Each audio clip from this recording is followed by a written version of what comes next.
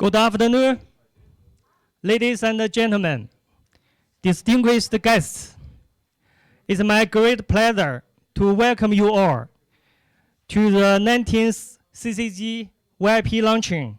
Thank you for taking time to join us today. The CCG VIP Luncheon series, initiated and hosted by the Center for China and Globalization, has become an important platform for dialogue and exchange.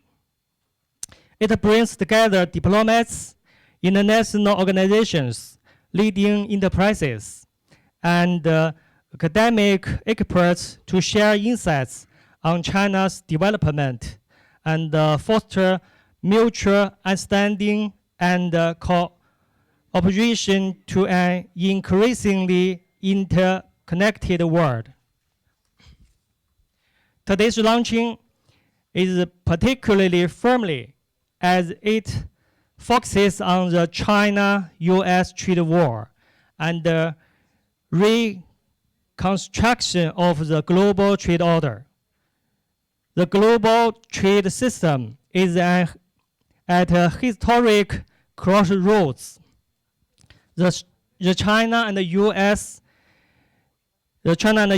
trade friction is instigated by unilateralism and protectionism has had an impact that extends far beyond the bilateral scope, profoundly shaking the foundations of the multilateral trade system centered on the World Trade Organization.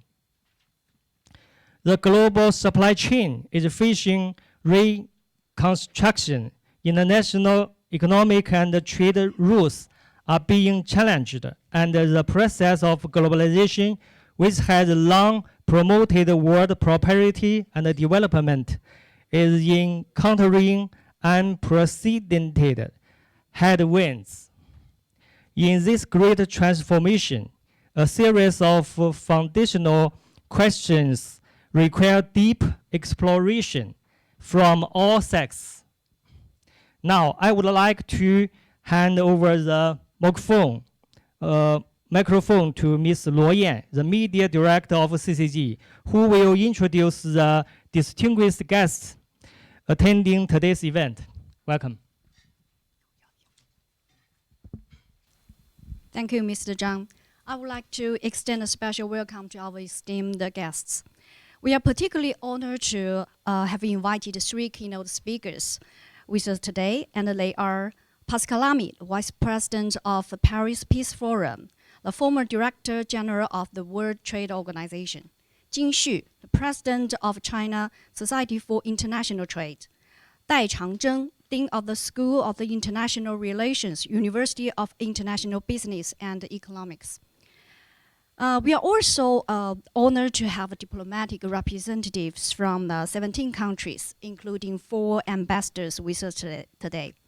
We have invited the ambassadors of Austria, the ambassador of Fiji, the ambassador of Iceland, and the ambassador of Latvia to join us. In addition, diplomatic representatives from the Embassy of Croatia, Embassy of Egypt, EU delegation, Embassy of Germany, Embassy of Hungary, Embassy of India, Embassy of Indonesia, Embassy of Japan, Embassy of Korea, Embassy of Luxembourg, Embassy of Pakistan, Embassy of Turkey, and the Embassy of the United Arab Emirates are also participating in our events. We are also honored to welcome the representative from the IAO Country Office for China and Mongolia and the International Monetary Fund to join us today. Moreover, we are privileged to be joined by the government officials and academic experts and scholars. Chai Xiaoling, the former Director General, Division of the Trade in Service and Investment, WTO. The former Director General, Department of WTO Affairs, Minister of Commerce. Chen Yusong, Deputy Director General, Department of WTO Affairs, Minister of Commerce. Han Bing, the Senior Research Fellow of CCG, Standing Council Member, China Health Economic Association, the former Minister Counselor for Commercial Affairs, Chinese Embassy in Egypt. Lily Wang, the Senior Advisor, the China Association for Social, Economic and Cultural Exchange. The Sasha Kurchala, the Chief of Staff to Pascal Lamy, the EU-China Associate Researcher at Jacques Dallac's Institute. Song Yaoming, the Senior Research Fellow of CCG. Wang Chen, Director of the WTO Affairs, MOFCOM, and Yan Hai, Arbitrator of the Beijing Arbitration Commission, the Senior Partner of Guangsheng and Partners Law Office. Furthermore, today's luncheon features participants from the leading companies including BMW Group, Douyin Public Affairs Research Institute, Miyakoshi Holding Incorporated Japan, PMI China, Silk Road Selection Supply Chain Company Limited, Beijing Qianmen Culture and Tourism Company Limited, and Zhuanzhuan Group. The presence of media representatives from outlets including Zhongyang Ilbo, Republic of Korea, Le Monde Diplomatic, and Tokyo Broadcasting System, Beijing Bureau. Will ensure broad coverage and dissemination of today's important discussion. Thank you all once again for your support and engagement. We're looking forward to a fruitful and inspiring luncheon.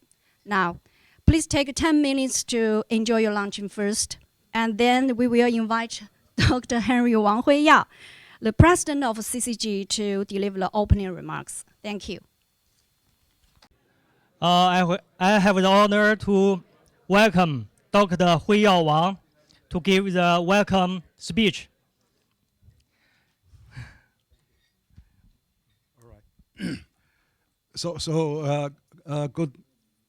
Good noon again. So Pascal Lamy, President Jin, and Dean Dai, and of course our DDJ Chen from WTO Department of MOFCOM, and all the distinguished senior guests and diplomats and business representative and media. So ladies and gentlemen, so good afternoon again. Welcome all of you to the 19th CCG monthly VIP Luncheon. Now we've been doing this for the last year and this year, so we have held for almost 20 times. And last month we just held the 18th CCG VIP Luncheon, and we had 17 ambassadors and another 20 country representatives. So it was a big event also. So we're honored to welcome all of you again. And of course, today we are having a very interesting, timely subject, the US-China trade war and reconstruction of a global trade order.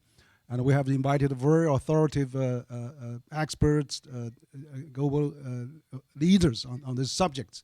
And of course, our department that look after, officials look after this matter as well. We have also former WTO DJ, and Director General, and also the Director Chai, and many others. So it's really a very interesting time. I think China and US has reached this historical agreement, a truce in Busan just 3 weeks ago, and I think this is very significant.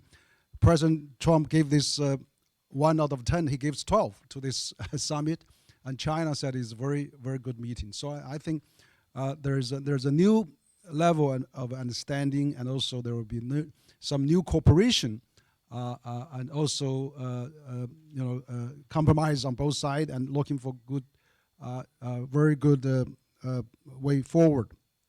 I was quite impressed by the U.S. Embassy not too long ago held a reception to welcome their new deputy head of mission, and he was saying that now the U.S. is looking for the strategic stability with China. So a few years ago it was strategic rivalry. Now it's looking for strategic stability. And I was also I checked, actually Secretary Rubio said that in July during his interview with Fox News, that China and the U.S. we really can't change each other. We have to coexist. Let's seek strategic stability. And I recently, American think tank RAND Corporation published a new report, which is very more positive tones than before, including have to live with China long term. So we have to really work together. Taiwan should maybe gradually promote the peaceful unification and things like that. And the title of that report is Stabilize China-U.S. Rivalry. So stabilizing is a buzzword now. So what I think is how we can stabilize the global trade issue and how we can really solve this potential disruption for not only U.S.-China but for the world. And we have really a great expert today. We just come back from Shanghai Import Expo, and we did a green trade, international trade, and green transition forum there that CCG organized by Minister of Commerce. CCG was the organizer for that conference, and we had also Pascal Lamy to speak there, which is great to welcome him to speak here again. And also we had a former China chief negotiator of joint WTO, Minister Long Yongtu, speak there also. So it's really a great time to talk. And so I would really want to emphasize that we are entering a new era. We are getting into a more very interesting time, but also probably dangerous time. It could be the best of time, it could be the worst of time. So it depends how we interpret that. So and explain that. So that's why we are having these great experts today. But first, I think that I would like to introduce our first keynote speaker.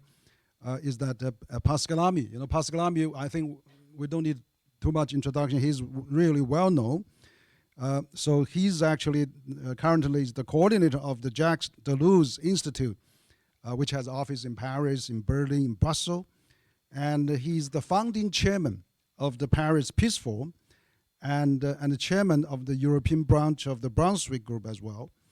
And from 2005 to 2013, Pascal served 2 consecutive terms as the Director General of the WTO, as we all know, World Trade Organization. He was previously the Trade Commissioner, 1999 to 2004, for the European Union, but also he was Director General of Credit Lyons, Chief of the Staff of President of the European Commission, Jacques Deleuze, and also he was the Sherpa of the G7, which almost took him for 10 years, organized this, all those G7 meetings, and also Deputy Chief of Staff of Prime Minister of France and the Minister for the Economy and France. So he has many very impressive track record, and he's also adjunct professor at China European Business School, as far as I know. So he travels to China, and every time when he comes, we make sure he'll come to at least one CCG event. So this time he came to 2 CCG events, one in Shanghai, one in Beijing. So without further ado, let's welcome Pascal to give us his share and his keynote. Let's welcome him.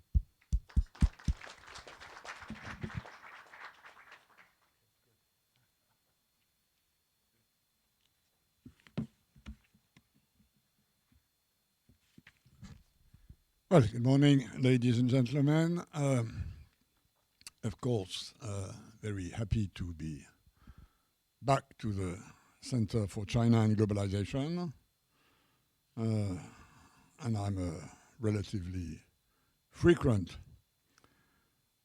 host of Henry, and that's great. So, we know the topic of today. We've been saddled with a large topic, US-China trade war and the reconstruction of the global trade order.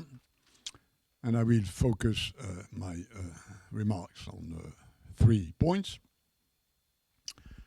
The first one is to take the liberty of some distance from the way Henry has sketched the big picture. Second, of course, having a look at the dynamics of the multilateral trading system and global trade, looking at what I call the new normal, and then finally indulging in a few suggestions on the way to go. Starting with the first point, I will take some distance from the big picture as characterized by the Center for China and Globalization in its written introduction to today's discussion. I totally agree that if you want people to participate in a discussion, you have to be a bit provocative. You have to create a sort of shock, which is what the Center did in writing that the US-China trade war is profoundly shaking the foundations of the multilateral trading system, and that this is triggering great transformation. I don't agree with that. Of course, the US-China relationship matters a lot, and it has its own trade issues. And I'll come back to that, of course, in a minute. But to be simple, frank, and maybe a bit blunt, I do not agree that such dramatization is the right description of neither the situation nor the way it will evolve. This presentation is, strangely, by the way, aligned with a piece that the US Trade Representative published in Foreign Affairs this summer, and where he states that the US have successfully started revolutionizing globalization and international trade. This may be the view of Mr. Trump and Mr. Greer. This is not my view. Now, this being said, and that's my second point, there are changes taking place in the multilateral trading system, in global trade flows, patterns, under the influence of several factors which have changed. To put it, again, very sketchily, to the risk of an oversimplification, but we had a previous period of expansion of international trade and globalization understood as the process of multi-localization of production systems, whether goods or services, which was engined, triggered, pushed by two major factors, one of an ideological nature, which was a sort of consensus. And that was the case when I was EU Trade Commissioner or DG of WTO, sort of consensus, not unanimity, but consensus that overall opening trade is the way to go. It's efficient. If I do something better than you do, and if you do something better than I do, we have an objective interest to trade. And the sum of these efficiencies that stem from international division of labor create more growth, hence possibly, depending on domestic systems, more welfare. The second engine that pushed the intensification of international trade at the time was, of course, technology, as technology from, let's say, the 1970s to the next 40 or 50 years kept rapidly and massively sometimes crushing the cost of distance. If you look at human history, the cost of distance has always been the main obstacle to trade. Of course, humans have invented other obstacles to trade, like tariffs, like subsidies, like quantitative restrictions, but overall, crushing the cost of distance is the way to open trade. And this is what happened. Now, this has changed. The ideological engine has changed, and the technological engine has somehow changed. The ideological engine has changed because the previous consensus has been dented by a series of events or trends, starting, of course, with the US-China rivalry, and I'll come back to that. Overall, what at the time was the benefits of interdependence, have now become the risks of over-dependence, thus leading to some sort of decoupling between these two elephants of world trade. Second element that has dented the previous consensus is the fragility of some supply chains. And this happened following a series of unpredictable events such as weather events or Fukushima, or of course, we all remember COVID. And the third factor is the social impact of a rapid and for some violent international division of labor in some regions, in some countries, and unsurprisingly, first in the US. And I say unsurprisingly, because the US, as compared to their revenue per head, have a relatively weak welfare system that protects very little of the people who have to change, relocate, retrain, lose their job. And this is a political reality which depends very much on the country, and in the country, in the region. Look at the US. I mean, the southern part of the US has obviously benefited from this intensification of global exchange, whereas some parts in the north of the US have lost. So this is sort of a different picture, which has colored differently. And as far as technology, I think that we are still in an extremely rapid phase of technological change, but that this change is, I mean, the impact on international trade and globalization is more ambivalent. On the one side, it's obvious that digitalization pushes international trade, and mostly in services, which is the part of international trade, the proportion of which is growing most rapidly.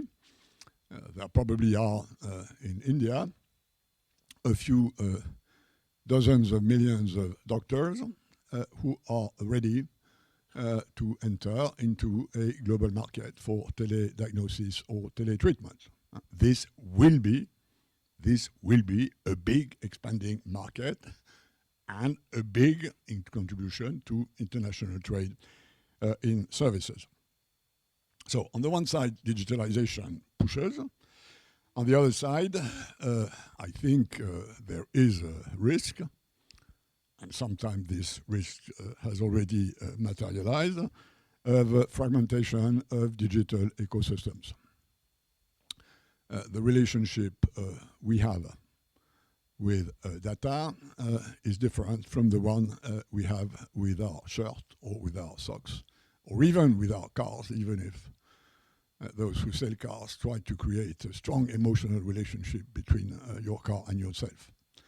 Data is different. The reason why US regulate data this way, China that way, Europe this way, or India that way, are fundamental. They have to do with philosophy, they have to do with politics, they have to do with culture. And we have there an element that will slow the previous very positive technological factor pushing globalization. And then the question is whether or not we are able to organize coexistence. So overall, I think it's clear that the balance between efficiency and resilience has changed. It was heavily tilted on the side of efficiency during a few decades. It's now not heavily, and this is where I depart from the introduction of Henry, not heavily tilted on the side of security and resilience, but tilted the other way. Now, it's not a question of change of paradigm. The game is always in this trade-off between efficiencies of international division of labor that triggers welfare and the security resilience component of that. But we now are in a period where this has taken the upper hand as, again, to put it simply, geopolitics have taken the upper hand on geoeconomics. I regret this. I spent part of my life trying to make geoeconomics as a factor of peace, whether it's in Europe, whether it's in the larger world.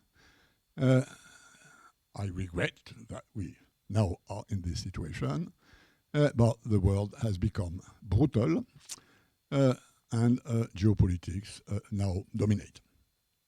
So this triggers, which is my second point, a sort of new normal, which I think we have to factor in the way we strategize, whether governments, countries, or businesses, with three main features, which I will mention rapidly.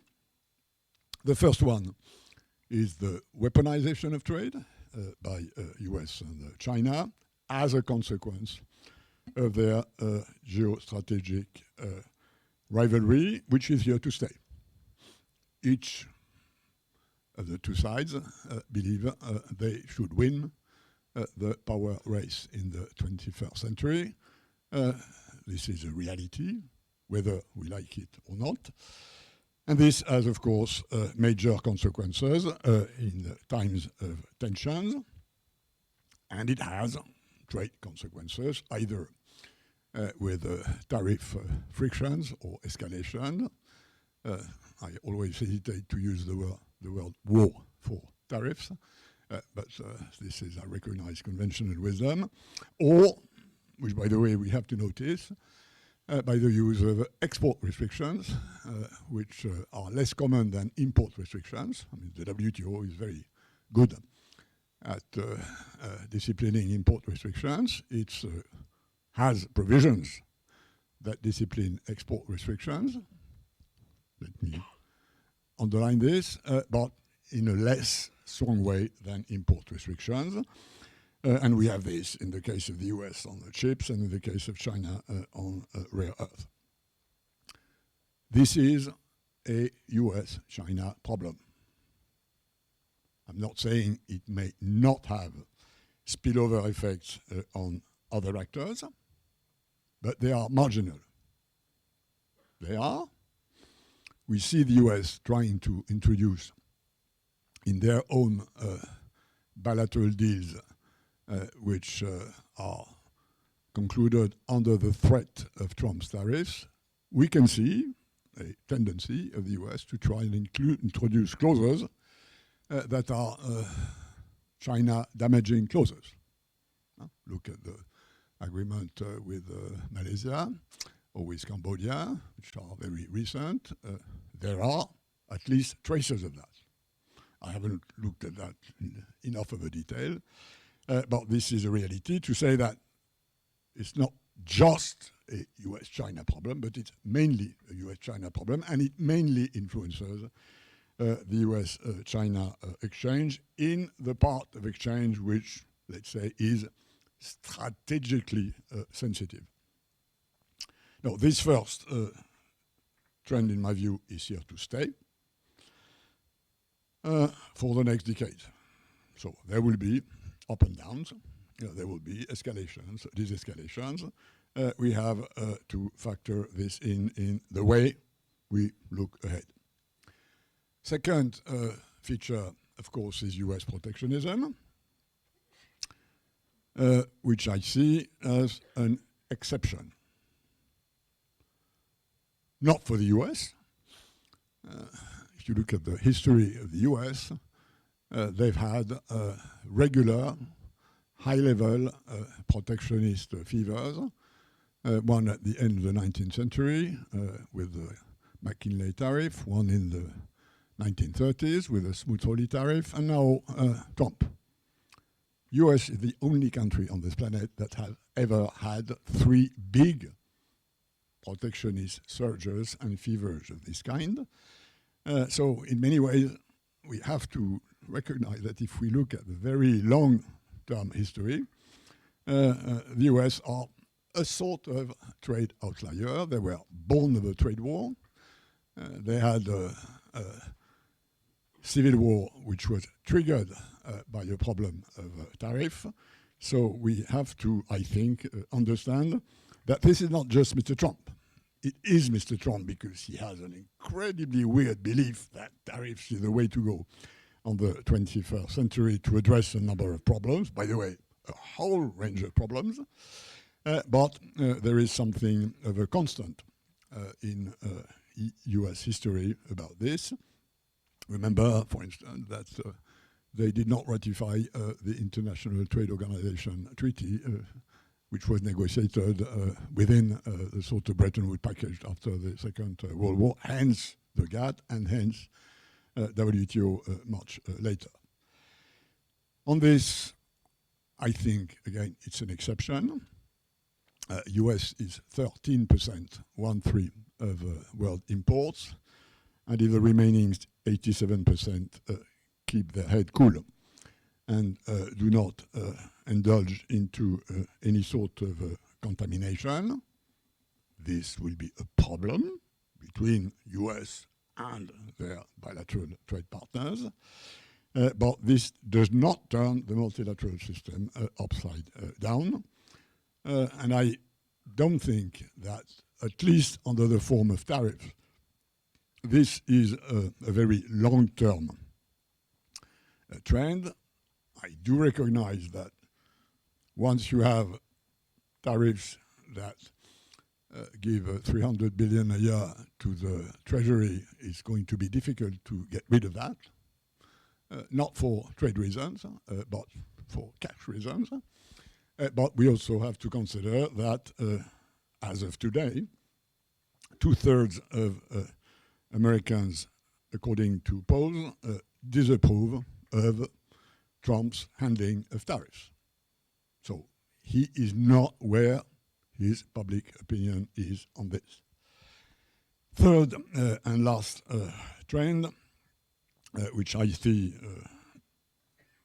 impacting international trade and the way it's regulated and the way it happens, is what I call precautionism. Protectionism is when you protect your producers from foreign competition. Precautionism is when you protect your people from risks. Safety, security, health, environment, all these are areas where our populations at large, because they are becoming poor, less poor, because they are aging in a number of continents, are asking for more precaution. And this has a big impact on the way a number of economic sectors are regulated, on the way there are prescriptions, certifications, procedures, standards that establish and administer this precaution. And I'm not going to enter into any detail, but it's pretty clear that this sort of obstacle, and obstacles do not stem from regulations.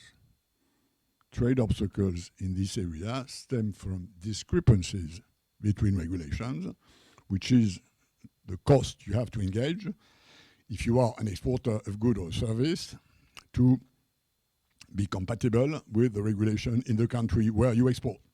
And this is a sort of new kind of distance. The physical distance is decreasing, but this regulatory distance is increasing. And we see that, for instance, in the area of the environment, where inevitably, given the way the Paris Agreement has been structured,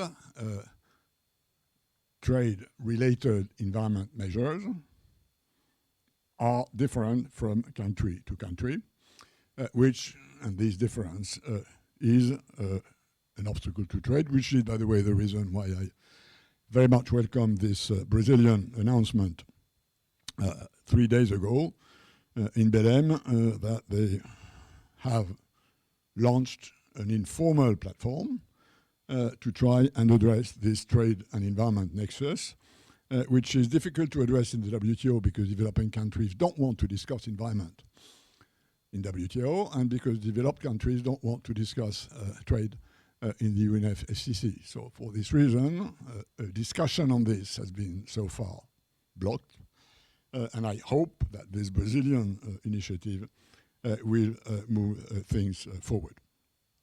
Last point on this, not to be too long. Precautionism, as opposed to protectionism, changes the WTO doctrine. In protectionism, you can gear obstacle to trade to the level of development of a country. I can, if I'm a European Commissioner, have a zero tariff for roses from Rwanda, 15% from Colombia, and 25% from Israel.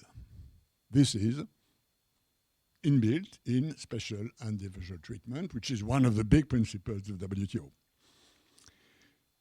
If it's about administering the pesticide residues in these roses, I cannot do that. My pesticide residue standard for roses will be erga omnes. I will not have a more favorable for Rwanda than for Colombia or than for Israel.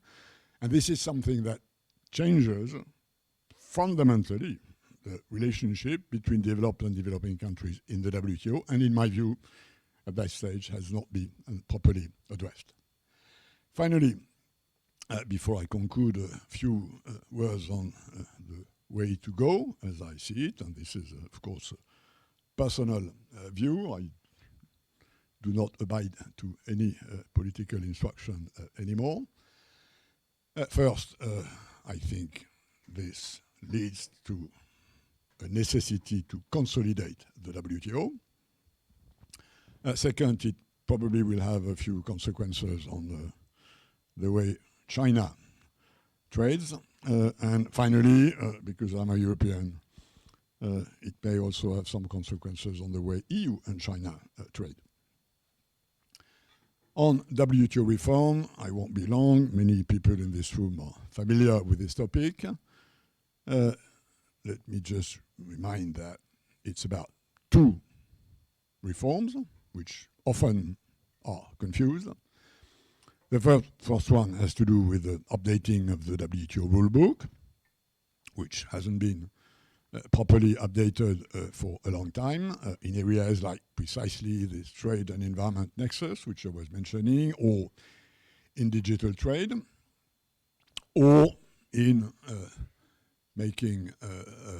reforming the dispute settlement system, although the one that has been put in place without the US is working well, this famous MPIA. So I don't think this is urgent, whereas I think other topics are more urgent. And of course, there's another side to WTO reform, which is very dear to my heart, which is how to modernize the organization itself and review the balance between authority given to member states and authority given to the Secretariat in order to make the WTO a 21st century organization.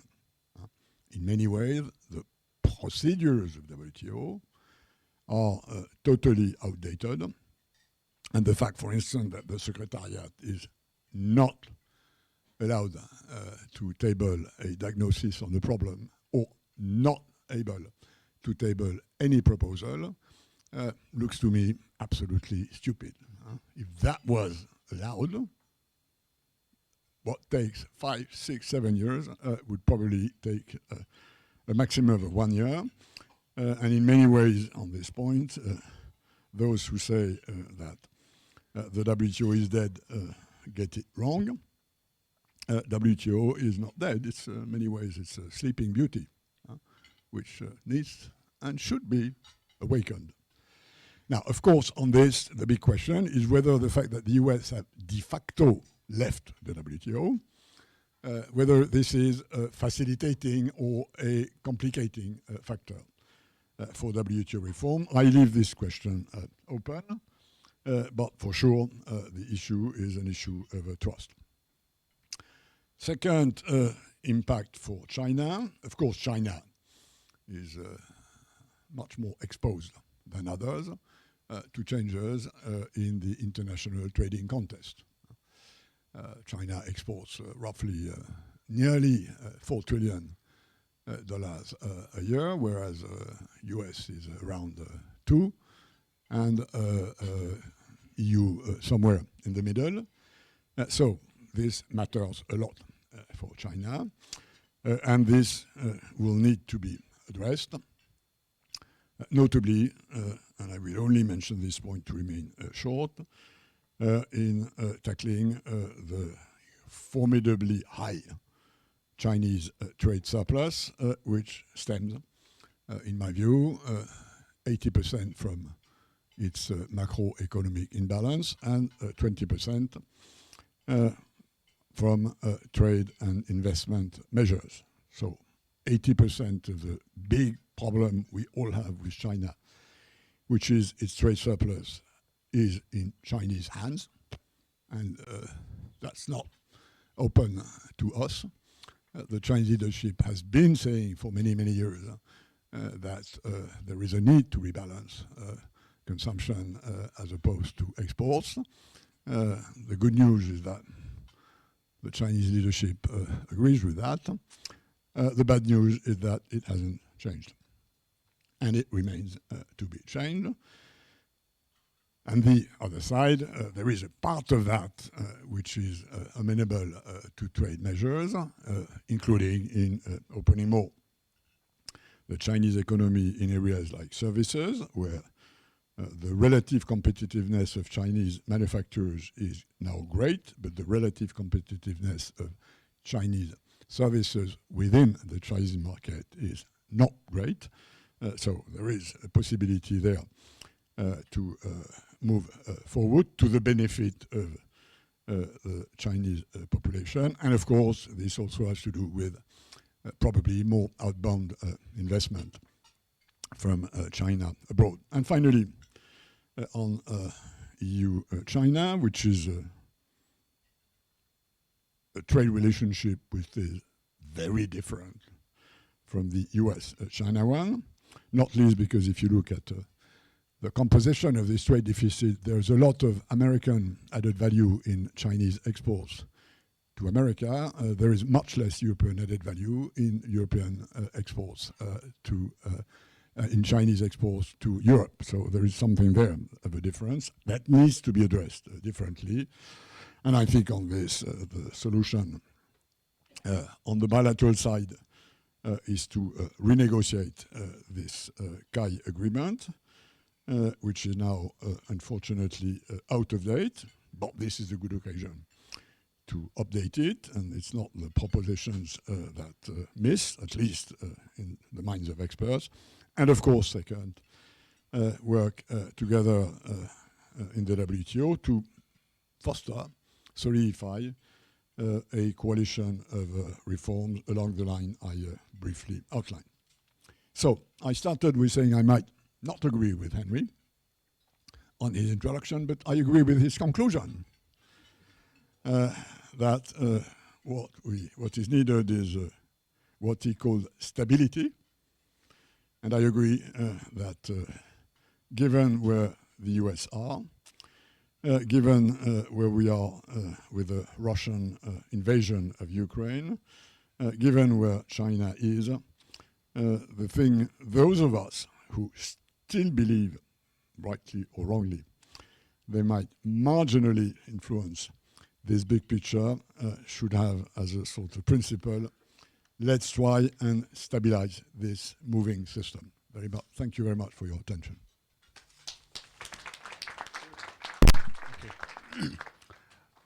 Great. Thank you, Pascal, for your excellent speech and keynote speech. It's really, you're right. You know, we have to be looking at more forward. Of course, China-US is a big phenomenon, but then the rest of the world particularly EU, can make a big difference also. So we have to see whether this new pattern going to last. And but I totally agree with you. We probably we have to be aware of the precaution, as you said, protection and precaution. Too much precaution, talk about security, talk about safety, all the others, risk and the de-risk and decoupling, and those are really, I think the biggest risk is losing the prosperity, losing the free trade, probably. So that concept we have to switch back. So great, thank you. And also you mentioned about how to maintain WTO. I'm sure all the audience here are quite agree with you. And particularly you mentioned we need to revive the CAI, comprehensive agreement between China and the EU, and let's rediscuss that. And I'm sure we're going to have a new things out of that. I agree with you. We can update that and make a new agreement. So we're having our next speaker, but we're a little bit pressed of the time. I'd like to invite President Jin Xu. He's the president of China Economic Trade Research Association. So he's has been Association of International Trade for quite some time. He's the chairman, and but Mr. Jin has a very impressive professional record as well. He served in Chinese embassy in Turkey. He also was also in the Commercial Council at the San Francisco, and Deputy Director General of Department of American Oceania Trade Affairs of MOFCOM. And of course, he was the Minister Counselor at the Chinese Embassy in UK. So lots of experience. He also was president of one of the research institute at the UIBE as well. So without further ado, we'd like to give the floor to President Jin for your also remarks. Thank you.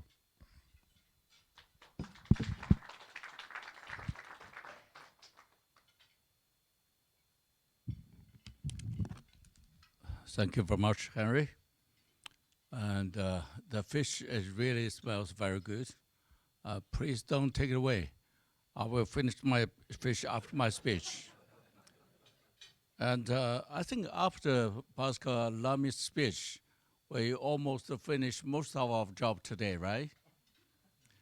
And as Henry said, we just came back from Import Expo 2 days ago. And I think we had a very successful forum that day. And I feel very pleased. We have 3 colleagues from MOFCOM. And Mr. Han Bing used to be a Minister Council in Egypt.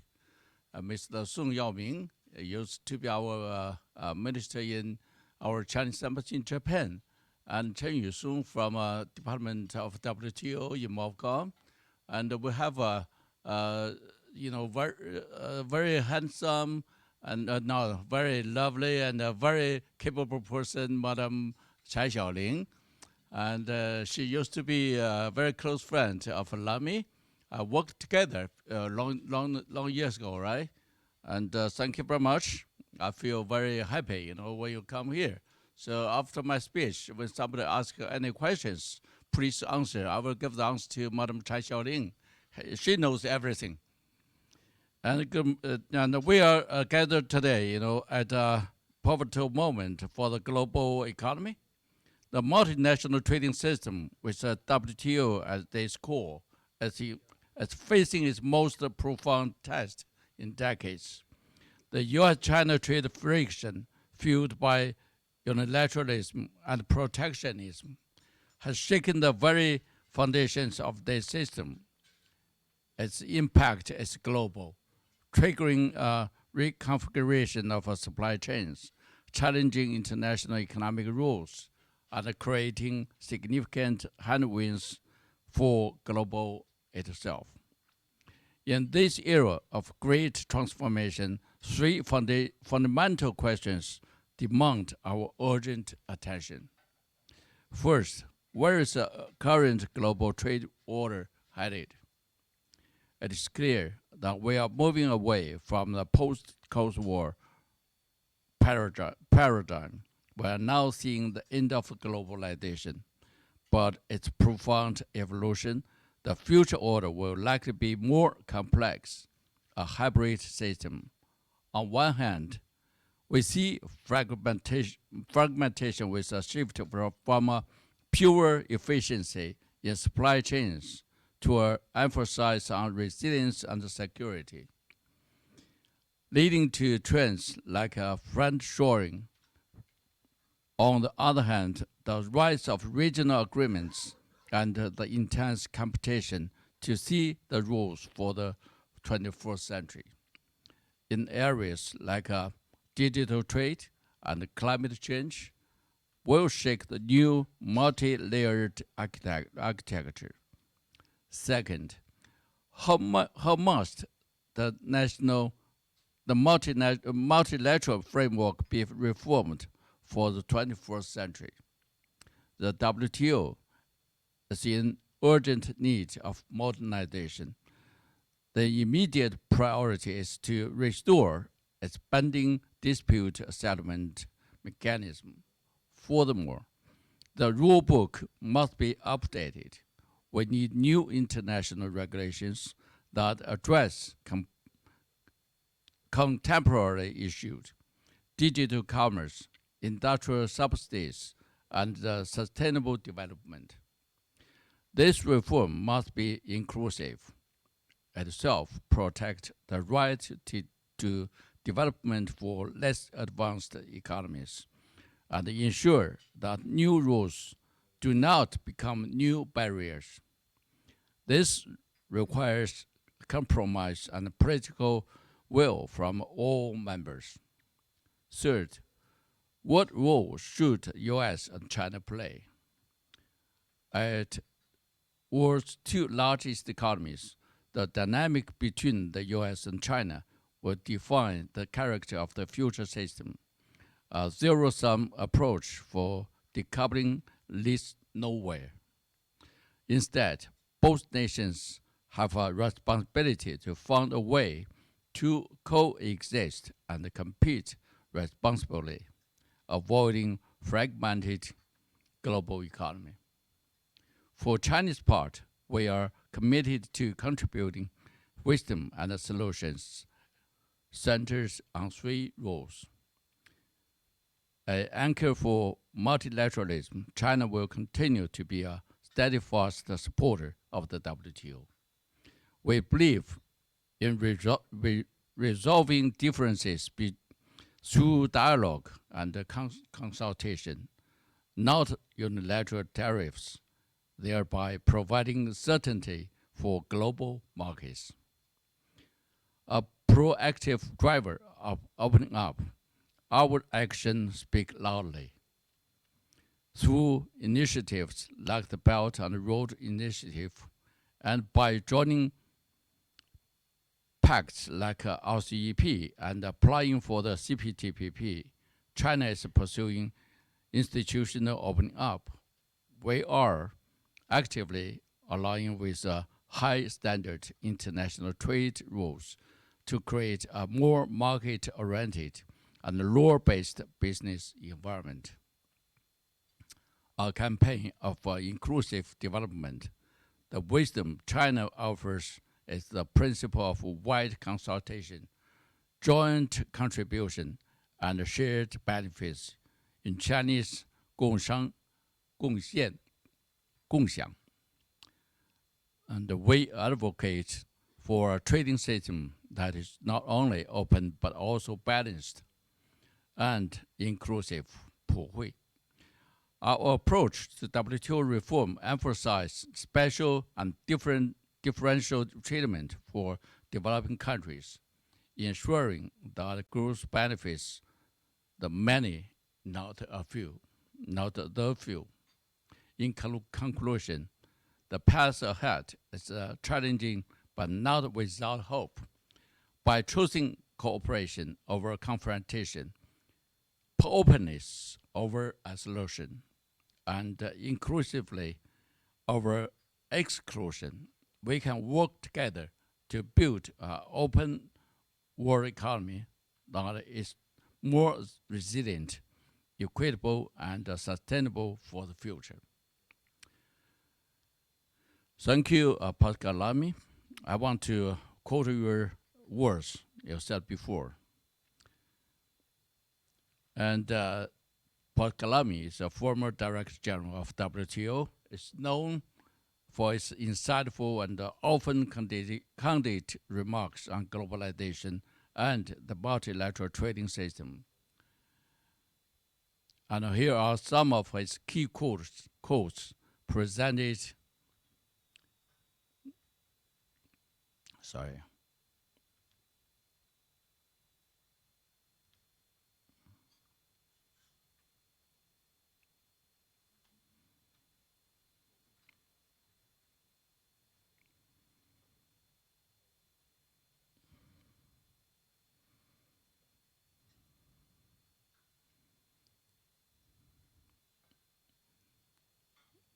There's new technology. You know, it's very challenging for some senior people like me.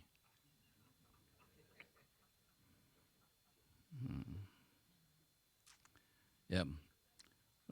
Lamy has a nuanced view of globalization, acknowledging both its benefits and its cost. He famously stated that globalization is deficient and painful for some people, but deglobalization will be inefficient and painful for everybody. So this highlights its belief that while globalization creates winners and losers, reversing should be worse for everybody. And thank you very much, Mr. Henry. And thank you, everybody. Please enjoy your lunch. Thank you.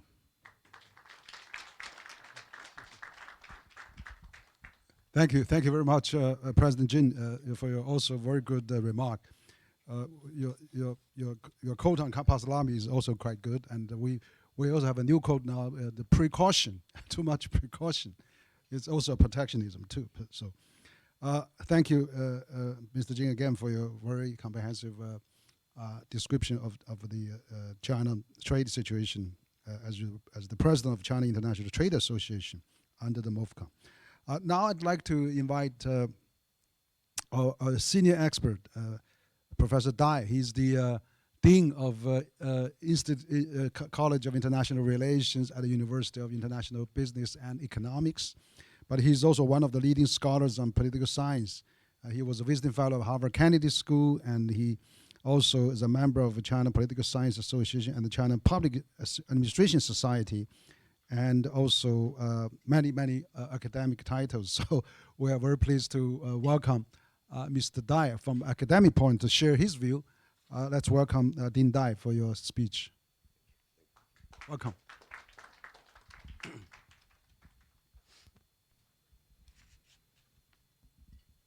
Thank you, President Wang. And I'm very pleased to be here, to be treated such a splendid lunch, and also pleased to meet new friends, and thank President Wang for giving me such a great opportunity to share my vision of the trade order with our colleagues and experts. Mr. Lamy, Director Chen, President Jin, and President Wang, distinguished experts and my colleagues, now I would like to talk about if there is a theme, I'd like to say my title is Forging a New Path and the Global Changes. Changes in a response to the reconstruction of global trade order. The profound changes unseen in the century are accelerating worldwide. The global trade governance face unprecedented changes. I would like first to share some thoughts on the current situation, future prospects, response strategies. According to the latest data from the World Trade Organization, due to sluggish global economic recovery and factors such as U.S. tariff policies, the growth forecast for global mercantile trade in 2026 has been drastically revised down to 0.5%, reaching a new low in recent years. Behind this sharp fluctuation lies a profound transformation of the global trade order. Understanding the roots of the transformation, assessing future trends, and exploring response strategies constitute defining changes of time. So first of all, my first point is that why those phenomena has happened, and what are the root causes. I'd like to say two causes converged together to have brought about greater negative impacts on world trade order. First of all, of course, is the geopolitical competition between the major powers. And increasingly, the competition between the great powers has been seriously, in the process. And witnessing the rise of China, United States is reluctantly to acknowledge such a trend. So from 2008 and at least from 2016, the government of the United States initiated varieties of tools, policies toward China, and try to politicizing of the trade and the business, and even weaponizing, to use the weaponization way of business and the trade. So that's why the war between China and the United States happened. So this is just not a trade and business issue, but a geopolitical issue. Economically, we see that it is a trade and business issue. Actually, it has a profound meaning for geopolitical competition. This is the first reason. The second reason is that the structural reasons why the anti-globalization trend happened and why the trade war happened. That is because in the long run, in the past, we said that the world is under the system of liberalization, liberal system. And under the liberal system, with the globalization marched forward, Japan and Germany, such countries, actually exported large amount of goods and services to the United States, including China. And in that way, the elites, represented by the elites of in Wall Street, gained a great lot. But this process has also brought about very harmful negative changes to the common people, because the wages of the common people has slowed down, has been a very low standard, and the livelihood of the people are harmed, are influenced by such a process. So the American government has no way to balance to change such a situation. This is a structural, changes in economic and trade system in the world. But China was to blame by the United States. And of course, globalization, as President Wang and Lamy said, that created losers and winners. Increasingly, United States has been dissatisfied with such a trend, with such a process. So that's why United States government changed its policy. And in the past 20 to 30 decades, United States policy toward China is hedge and engage. But now, increasingly, look China as a rivalry. So that's the two reasons. Geopolitical competition and structural changes in the globalization process converged together to make such a, disorder habit.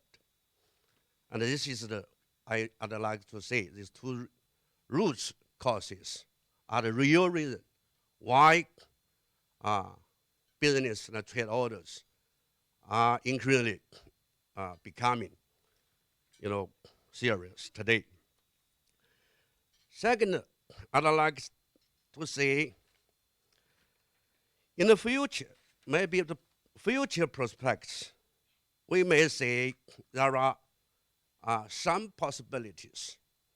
And first of all, we say that global trade process or system has been changing in the adjustment. So from the US side may continue to take protectionist, nationalist, and unilateral policy toward other nations and other countries. Of course, China was the first target. And this may continue to disrupt the order, the trade order in the coming future. But America's policy will bring about two results. One is that the non-American, non-US countries will stand in line to continue to make free trade, to build up multilateral trade system, to continue a free, liberal way of trade and business.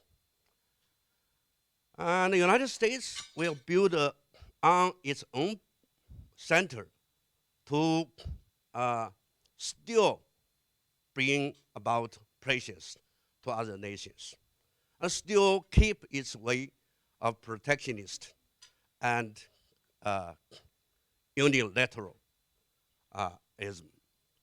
So that's maybe the first.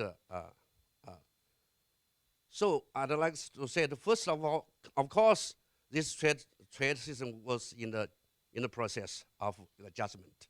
Second is that we can say that United States will act on its own way, and China and other, such as emerging market countries, I'd like to say global South, will stand on multilateralism and liberalist way of business.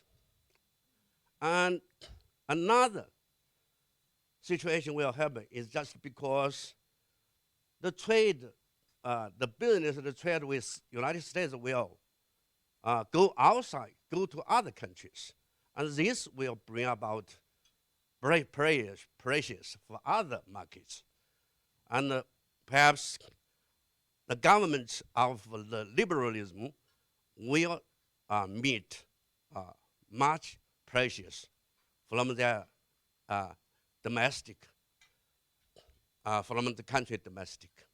And this is two futures. And towards such a way, I think that we still, I will cut down because time is limited. The response strategies. My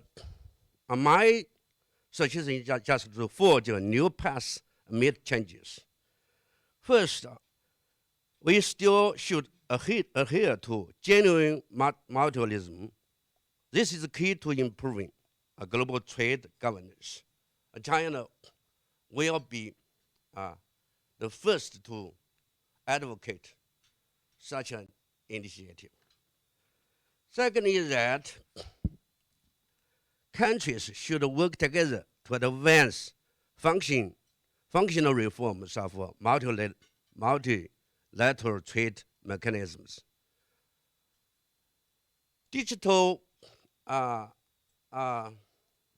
production and green technologies and other, new industries will bring about new chances for the World Trade Organization.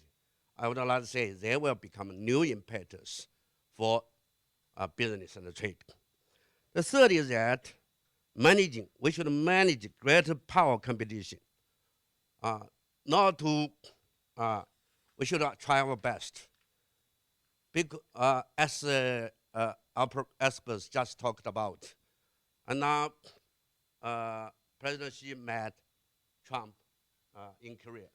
And actually, it is just a pause for the trade war. And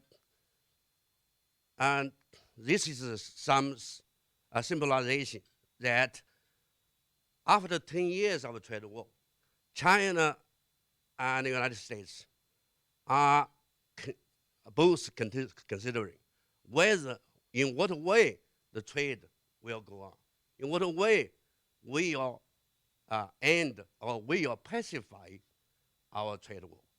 So this is the third. Finally, the fundamental approach is that every country should deal with their own domestic things. So each country has their right to find their own way in economic development, not just a liberal model, but a Chinese way of advancing economic development and to together make the international trade to be a prosperous future, right? Concluding that although we are facing a new unprecedentedly future today, still we have chances to change it. And now China has launched 4 initiatives: the initiative of development, the initiative of civilization, the initiative of security, the initiative of governance. That is to say, China will still be a responsible major power in the world. And together with the global south and the other developing countries, the world will have a bright future. Thank you very much. Okay, thank you, Dean Dai, for your very comprehensive, actually very theoretical also, but also quite a practical speech. You're right. We have to handle this fragmentation of the world trade, but of course, U.S. As we know, represents 12% of total trade, and 88% the rest of the world. We have to really safeguard multilateralism, and together we should do that. So again, thank Dean Dai for his sharing. I know we have DJ Chen is at the table, and also Cai Xiaolin, former director at the WTO. So I don't know if you have anything to share. Maybe DJ Chen from MOFCOM, maybe share a bit of your observation and comments and talks to our audience there. Director Chen is very knowledgeable. I mean, he's involved in many negotiations. Thank you very much. It's also my great pleasure to be here, and especially to hear the three speakers. I mean, insightful comment and remarks regarding the China-U.S. trade relationship and also the global trade order. And especially, I think we get quite insightful comment from Pascal Lamy regarding some historical analysis of U.S. trade policy and also some comments on the current WTO reform. And certainly you have much more authority than all of us, I mean, in how to improve the World Trade Organization. And I think maybe I could have two questions. I mean, the first question regarding, I mean, you have just mentioned, you use the term precautionism. It's the first time I've been here, I mean, in this regard. And but for me, I mean, I've been working for the World Trade Organization for a couple of years, and I think currently the U.S. is kind of abusive use the traditional national security exceptions in the WTO, Article 21. It's especially the reciprocity tariff in the name of national security, or Section 232, and I think it's totally not a precautionism. It's just a totally abusive use of national security. So in this regard, so I would like to see whether you have some comments or remarks on that, and is that possible for WTO members to establish some ground rules to how to define national security? How WTO members can have any limitation on imposition of national security measures. I think this is a quite fundamental issue on national security. And on another issue, I think probably we also feel a little bit confused regarding the recent US-EU trade agreement, so-called Timberry agreement. It's quite surprised me because we know that in the previous decade, I mean, EU and US, they have tremendous and quite a lot of trade frictions. But this time, the EU have been come to kind of compromise very, I mean, in a very short, I mean, it's shorter than we have been expected. So, but it's quite unbalanced for me. It's because the EU have been agreed that accept the tariff from the United States, I mean 15%, but the EU could also provide zero tariff from import from the United States. So my question would be that whether this kind of Timberry agreement could be constitute a kind of long-term foundation for cross-Atlantic trade relationship, because it's quite astonished me, and it's also we have the question whether it's consistent of WTO rules. So how you, I mean, do you envisage the next step for US-EU, I mean, relationship? So these are my two questions. Thank you very much. Yeah. Okay, thank you, DJ Chen from MOFCOM for this excellent question. And I'd like to have Chai Xiaoling. Madam Chai Xiaoling actually worked in the WFA for decades, both in the MOFCOM and in WTO. So I'm very happy that we have invited her to come as well. Thank you very much, Henry, for your kind invitation. But I think it might be easier and for DG Lamy to reply to the two questions raised by Director General Chen, before I just add a few words afterwards. All right, good. Is that okay? So that's good. That's a good idea. Okay. We have Pascal to say something. Thank you, Charlene. You've always been very nice to me. Thank you. The reality is that not two questions, but three questions. The first one is about whether national security is part of precaution.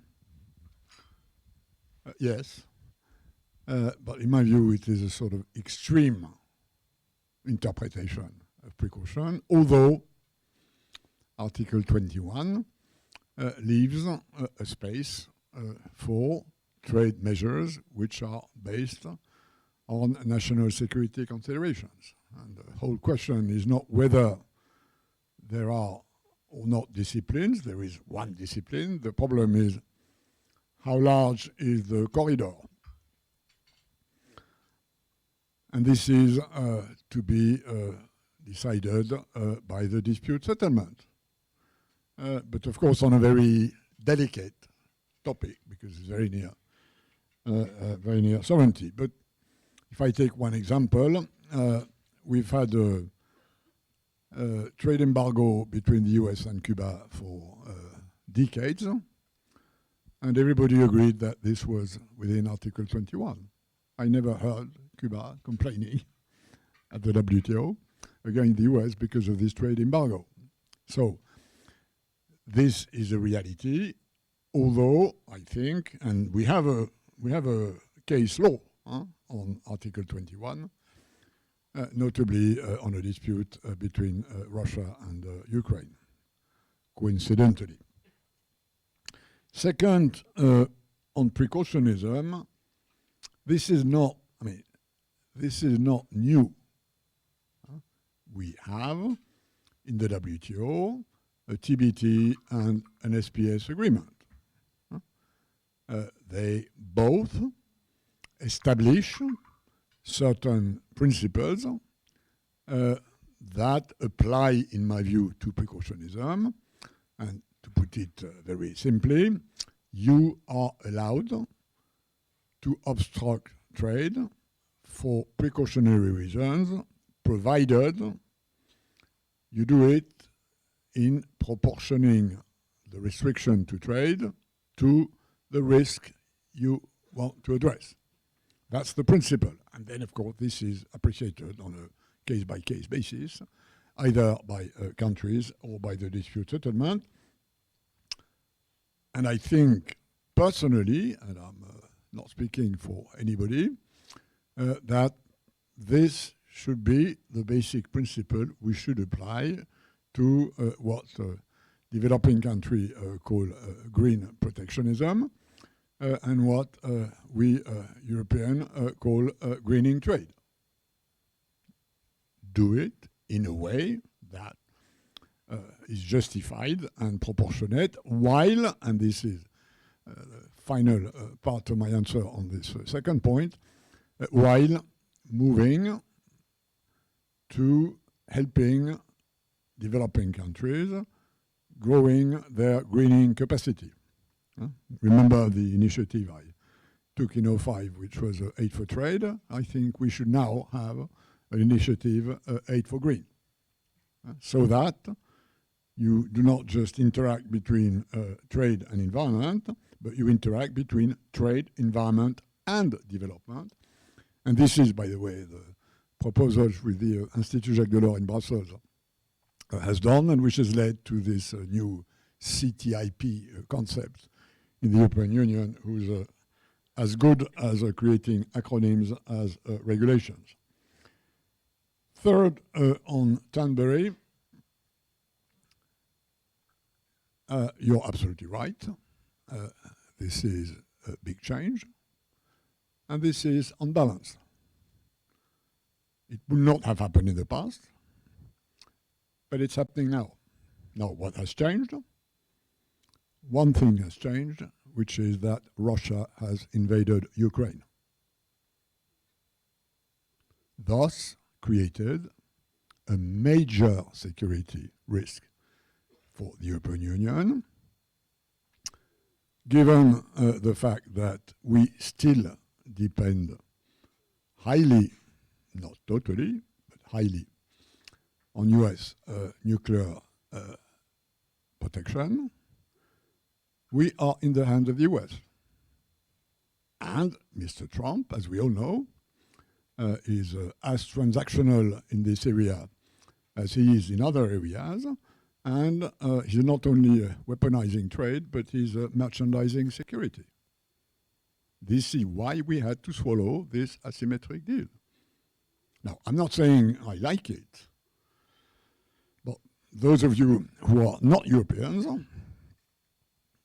there are many, I think, have to understand that for us Europeans, losing Ukraine is dramatically more important than using a few percentage of the US market. That's a political reality which we have to factor in. I regret it. I am among those who believe that the EU in the future should gain more strategic autonomy. As you know, this has been a long-standing discussion within EU members. I think the ideological breakthrough has been done. We know now that Putin is not a friend. We know that the US might not be a friend. So the sort of concept of where we have to go in the future is, I think, much clearer now. The problem is that it remains to be done. I mean, I think there is acceptance that this is the way to go, and this is a big change. For a long time, Eastern countries have been saying, be careful about Russia, and we've been saying, we on the West, stop nightmaring. Oh, these are old things. No. And on the other side, some of us have been saying for a long time that the US might not always be there, and the eastern part of Europe said, oh, come on, of course they will always be there. Of course they will always be there. So for a long time, this has sort of constrained any discussion on this. That's over because of experience. And thanks, in a way, to Mr. Putin and Mr. Trump, if we can thank them for something, which is rare in my view. But that's why we had to swallow Thunberg. And by the way, to my knowledge, Japan, Korea, Australia, Canada, who are under the same umbrella, have had or will have to accept similar deals under the blackmail, the military blackmail of Mr. Trump. If the US were to drop their support to Ukraine today, we Europeans are not able to sustain the war. We did 25% at the beginning. We now are 50%. We probably will be 75% a year or 2 years from now. The problem is that you need 100%. And for the moment, the US are providing the difference. And that's a reality, whether we like it or not. Great. Thank you, Pascal. You get a very, very sharp answer for those. We do live in a fast-changing world, and we have faced the reality. I'd really like to, Madame Xiaolin, to say a few words, because you are also a WTO expert, top expert, both in China and in the world. Thank you very much again, Henry, for your kind invitation. I'm humbled to claim that I'm an expert on WTO, and so thank you very much for this. And I also wanted to thank Didier Lamy for making such an inspiring remark, and learned a lot, and very good to see you. Also wanted to take this opportunity to thank Chairman Jin Xu and also Professor Dai from my university, and for your insightful and enlightening remarks as well. Of course, following Henry's opening introduction, that it is very timely to have the discussion of this kind and to share views from different perspectives on this very important subject. But of course, I'm very, very hesitating to add anything after my boss, DG Lamy, and because he is the true expert on WTO matters. But I know that there is no free lunch, so I have to pay for my lunch. So I will just make a few very quick comments centered around the WTO. First, I think it is really unfortunate. People know that WTO turns 30 this year, and we're celebrating and commemorating. But it is unfortunate that the celebration of WTO at 30 has been taken by events. So we hear more and feel more about the so-called inability of WTO to respond to global challenges, and we hear less about its achievements in the last 80 years, including the time before WTO was born in 1995. But the fact is, since the multilateral trading system took shape, global trade has grown by 4,500%. And trade-enabled growth has lifted over 1.5 billion people from poverty, about 25% of the total population, global population. So to me, it's impressive and massive. Like everybody was sharing your sentiment and views, and I agree that currently the multilateral trading system faces many challenges. And the rulebook, like DG Lamy said, that the rulebook of WTO needs to be updated to better serve the economic needs of the 21st century. But there is a big but. The WTO fundamental promise remains. That is transparency, stability, trade opening, and dispute settlement. So these are the fundamentals, or non-discrimination. So these are the fundamentals of the WTO, and these fundamental promise remains. And thanks to this fundamental promise, WTO research confirms that despite recent rising tariffs, broken supply chains, and a resurgence of unilateralism, WTO-led framework has shown resilience, remarkable resilience. Because roughly more than 80% of global trade today still operated under WTO most favored nations rules. Of course, like I said, no organization of this world could enjoy a fame of eternity. There might be quick wins and low-hanging fruits to harvest, while engaging in long-term efforts of a systemic nature. So for me, the question is how we can rebuild the trust and the confidence among 166 members for the WTO. So I ventured to say and pose questions to all of you sitting around the table, is that depending on the willingness of the members, if WTO should intensify its functions, namely multilateral trade negotiation functions, its deliberative functions on trade and global commons, and its dispute settlement functions. At the same time, the system needs to look into how rules apply to digital and AI-driven commerce, and to climate change, mitigation, and adaptation. Of course, just now, DG Lamy has also used a word which I like it very much, is that WTO has to, and need to, and should to deliver on development, because more than 80% of WTO members are developing countries, right? So, and the word I borrow from DG Lamy is aid for green, because the future of trade is digital, green, inclusive, and services. So therefore, I think there's a lot of things can be done. If there's a will, there is a way, of course, political will.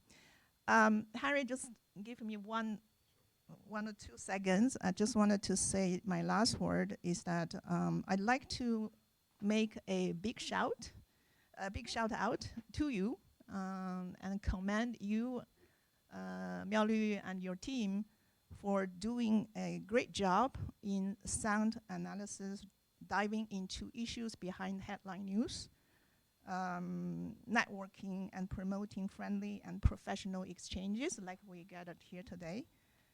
Such an important role could not be emphasized enough in times of uncertainty. So thank you very much for all good and hard work, and please continue. Thank you. Thank you, Xiaolin, for your excellent comments and suggestions for this great discussion. So we you have question. Also, we have ambassador from Austria. Maybe you want to say raise a question. We have other representative too. Okay. Yes. Well, thank you. I'd also like to thank the host for the wonderful occasion and the speakers for their inspiration. I would like to add just a few things as a comment.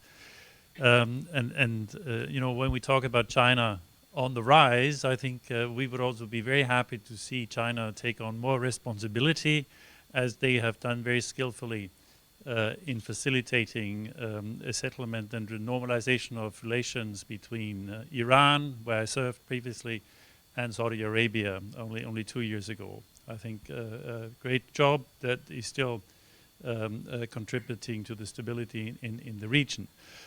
Now, talking about trade, I think in arriving here, I would also, hope that China is addressing, when we talk about protectionism, and certainly from a European perspective, to talk about overcapacity in some parts of the industry, the steel sector. I think that is something that is of concern, and someone who takes protectionist measures will then see a rebound and a distortion of the whole market. That is something that I find interesting to watch how we see that. Now, as for the WTO, I have two questions, because this is something that has already been issues that I've been dealing with. When we talk about the government procurement ordinance at the time of the accession of China to the WTO, and 25 years later, I think I would still hope that we have more of a level playing field in some of the areas where Austria or European businesses provide goods for the Chinese market.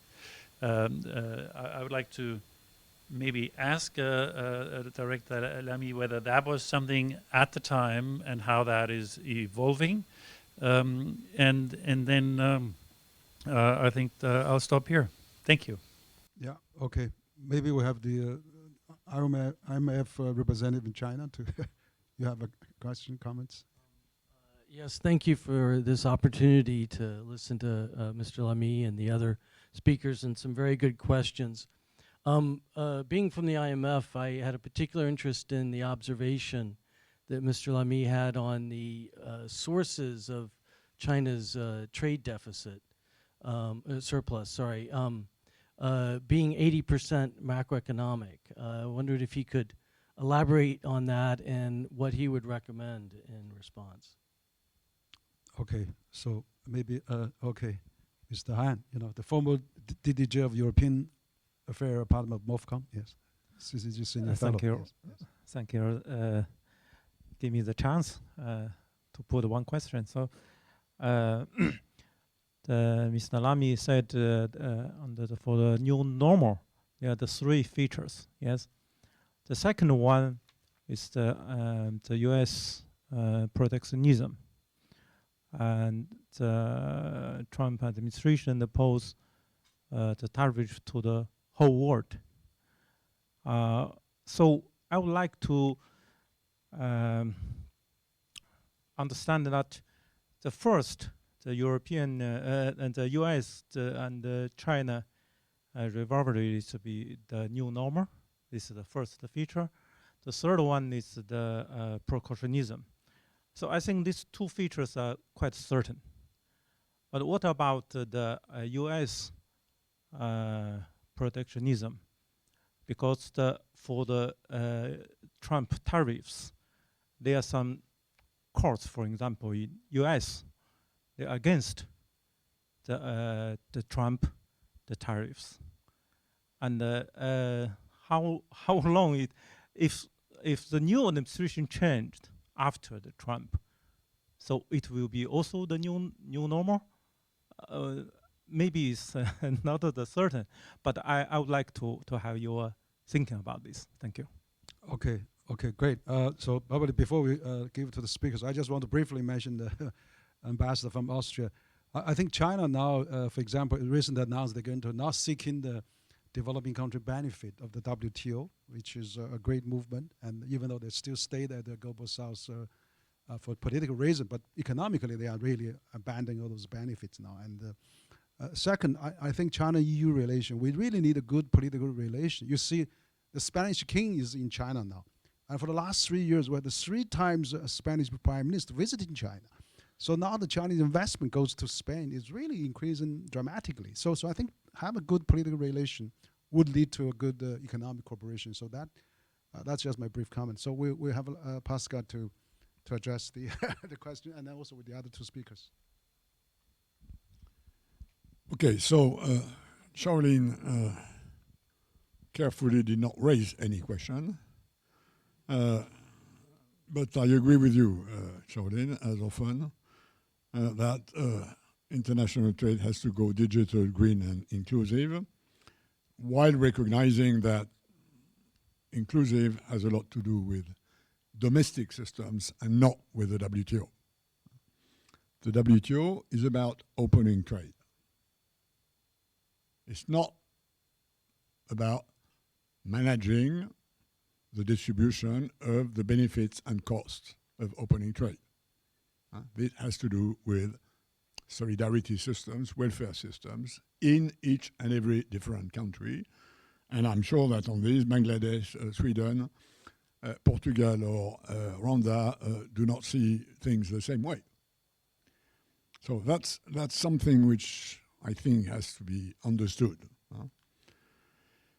To your question about government procurement, at the time of WTO accession of China, the commitment was taken by China to join the government procurement in the future. Now, we are still in the future. And we might remain a bit of time in the future. I regret it because it's a huge market that would open. And what I regret even a bit more is that not only is China joining the plurilateral public procurement agreement, but China is moving backwards. China is in the process of giving a premium of 20% to local content in public procurement, thus penalizing foreign operators on the Chinese market. And this is a serious problem because given the size of China's public procurement, imposing a penalty, in fact, on non-Chinese tenders of 20% is much more than a big tariff. So, again, sorry for being blunt, but before joining the public procurement agreement, China should stop this sort of discrimination. On the question by the IMF, I've been looking very carefully at that for many, many years. Just let me give you one element. If you look at the Chinese trade surplus, it shrunk rapidly between China's accession and during 10 years. China opened and the surplus shrunk. Since roughly 2010, this convergence has stopped. Why is it stopped? A, because China has stopped opening, not totally. There have been bits and pieces here and there, notably vis-à-vis a developing country whose exports do not threaten China has a manufacturing system. On the contrary, they need raw materials, so this has been a contribution to the development of many poorer countries. But the fact is that China has re-centralized its economic governance system. The proportion of SOEs and of the part of the Chinese economy which is under the command of the state and the CPC is probably twice what it was at the end of at the beginning of the years 2000, let's say 2010. And this is one of the reasons of the overproduction, which stems from the fact that a lot of incentives have been given to increase the production capacity, including a lot of public support. And this is understandable in a strategy that medium, long term wants to make China ultra competitive at the frontier of technology. And the Chinese system is running the system efficiently. I mean, look at what's happened with EVs, for instance.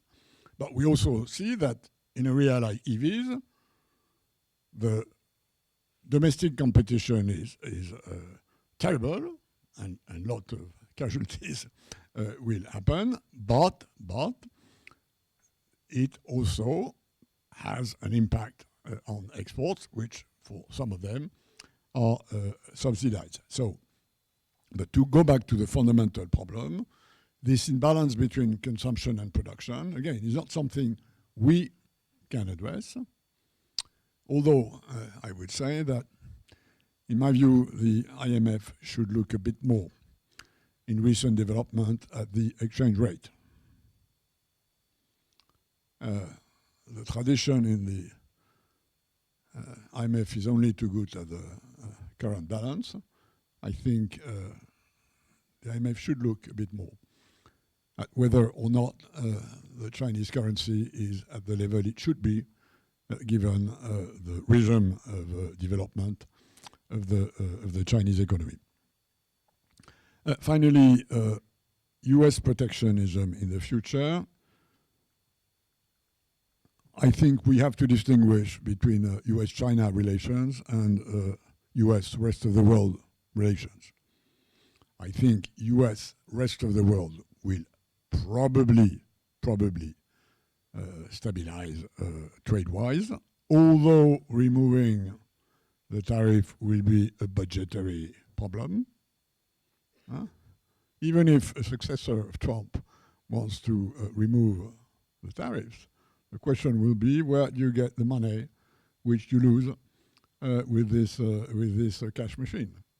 And this is likely to trigger a debate in Congress about who would pay for the removal of these taxes. We all know it will benefit consumers, but conventional wisdom is not always where economist wisdom is.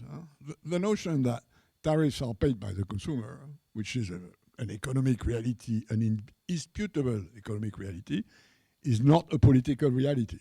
And then we have an issue there which is very good to address. So, rest of the world, I believe, given where US public opinion is, and given the likely impact of tariffs on inflation, which is happening a bit slower than expected, but which is happening, I don't see a risk of a sort of post-Trump having the same sort of religious belief that tariff is the most marvelous thing in the world. If it's about US-China, I differ. I think US-China is a strategic one. This is geopolitics and trade and other measures that US used to try and push back China and that China uses to try and push back US. Trade issues are part of this arsenal. It's not the main, depending on the times, but it's part of the toolbox. And given that we are moving to a digital economy. The dual-use sensitivity of a lot of digital systems will increase this weaponization. So I have no doubt about that. So I think we should distinguish this. Now, let's be also clear in terms of volumes of trade. This dual-use military strategic digital sensitivity is not that big as compared to hair dryers and refrigerators and socks and shirts. It's not a big amount, but it is a sensitive amount. Okay, great. I don't know if Mr. Jin and Mr. Dai have anything to add. Okay. Yeah. I think we had a really great luncheon discussion. I thank Pascal as well, giving us a very great comprehensive answer. I think one thing maybe I could add is that China seems to find its own development path because 60% of Chinese are private sector, another 20% SOE, another 20% multinational, and that trilateral structure seems working for this kind of effectiveness. But of course, we have to also see how we can get more effective cooperating with the world, which I think we're doing that. But I appreciate Pascal's comments. But anyway, I think we had a really great discussion today, and I want to thank Pascal Lamy, the founding president of Paris Peace Forum and former DDJ of WTO, Mr. Jin, the president of the China International Trade Association, and Dean Dai, the dean of the International School of International Relations of UIBE, and of course DJ Chen from MOFCON, and Madame Chai Xiaolin from former WTO senior official and former MOFCON senior official. So, and those are other CCG fellows and senior fellows, and of course our usual great friends from diplomatic and international community of Beijing. So thank you all very much. So let's take a photo to memorize our event. Thank you.